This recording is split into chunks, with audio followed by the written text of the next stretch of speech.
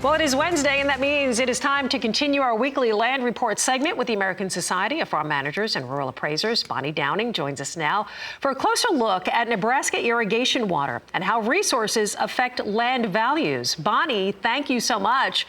So let's start by asking what makes Nebraska's water resource so unique. Well, in Nebraska, we have a very unique situation. We are sitting on the heart of what they call the Ogallala Aquifer. This is the world's largest aquifer. It covers about 174,000 square miles. This aquifer runs from South Dakota clear down to Texas. However, most of it is in Nebraska. It irrigates approximately 8.6 million acres, with 15% of these right here in Nebraska. So Nebraska leads the nation in irrigated acres.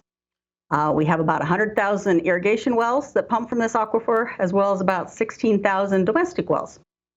Well, we know that has quite an impact on agricultural land. So when we talk about this, this water resource, obviously that's going to affect land values. Definitely in Nebraska.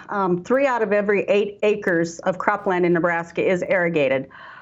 In Nebraska, our rainfall on the western end of the state is about 16 inches, and on the eastern end, we can get up to about 35. So on the average, Nebraska gets between 20 and 25 inches annually, but it takes 25 inches to raise a corn crop in Nebraska during the summer. So irrigation is critical to get on those crops so that we can have peak production.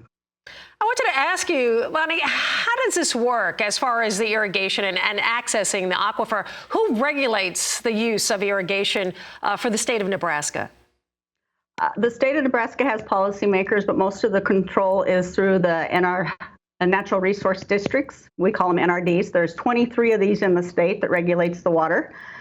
They oversee, some areas are over allocated, so they are trying to cut back on acres, and they have policies in place to do that. There's some places that are under allocated, so we can still drill some wells with the correct procedures. And in most places, they're fully appropriated, which means that they just monitor the use. Well, great information, Bonnie. Thank you so much for the time today. Thank you for joining us. Appreciate you being here. Bonnie Thank you. I appreciate the opportunity. Absolutely. With the American Society of Farm Managers and Rural Appraisers. Again, thank you, Bonnie.